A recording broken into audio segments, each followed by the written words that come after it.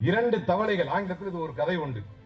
இரண்டு தவளைகள் ஒரு பள்ளத்தை கடக்க பார்த்துச்சான், தாண்டி போலான்னு பார்த்துச்சான். அப்படி தாண்டி போகும்போது ரெண்டு தவளையுமே அதுல மாட்டிக்கிச்சு. மாட்டும் போது மற்ற தவளைகள், தப்பிச்சு போன தவளைகள்லாம் அந்த பக்கம் நின்றுகிட்டு ஒரே ஆரவாரம் பண்ணிக்கிட்டே இருந்துச்சான்.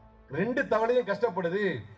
கூட தப்பிச்சு போன தவளைகள்லாம் சொல்லிருச்சு, ஒரு முடிவுக்கு வந்துருச்சு, இனிமே கஷ்டப்படுறது வேஸ்ட், கஷ்டப்பட்டு சாவறதை விட நிம்மதியா செத்துருங்க அப்படின்னு இங்க வந்து கத்திக்கிட்டே இருந்தாங்க.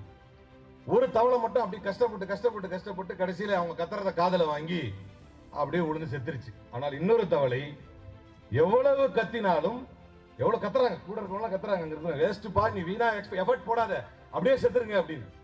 ஆனாலும் அதை தாண்டி தப்பிச்சு அந்த தவளை மட்டும் வந்துருச்சான்.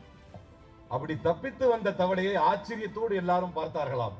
தப்பிச்சு வந்த தவளையை ஆச்சரியத்தோடு எல்லாரும் பார்த்தாங்களாம். நீ மட்டும் எப்படி தப்பிச்ச, நீ பெரிய சாதனைக்காரன், நீ எப்படி தப்பிச்ச அப்படின்னு கேட்டாங்களாம். இல்ல எனக்கு காது கேட்காது அப்படின்னு தவளை சொல்லிச்சான்.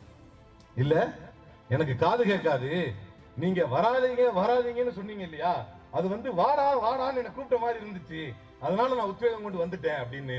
அப்படித்தான் இன்றைக்கு படிக்காதே படிக்காதே என்று எவன் சொன்னாலும், மும்பை ஹைஸ்கூல்ல இவர் சாதியினர் படிக்க முடியாது என்று இருந்த போது புரட்சியாளர் அம்பேத்கர் தான் மும்பை ஹைஸ்கூலிலே முதன்மை மனிதராக முதல் ஒடுக்கப்பட்ட சமூகத்தில் இருந்து வந்தவர். ஹைஸ்கூலுக்கே இன்றைக்கு வழக்கறிஞர்களை உருவாக்கும் அளவுக்கு அவர் புரட்சி ஏற்படுத்தி விட்டார்.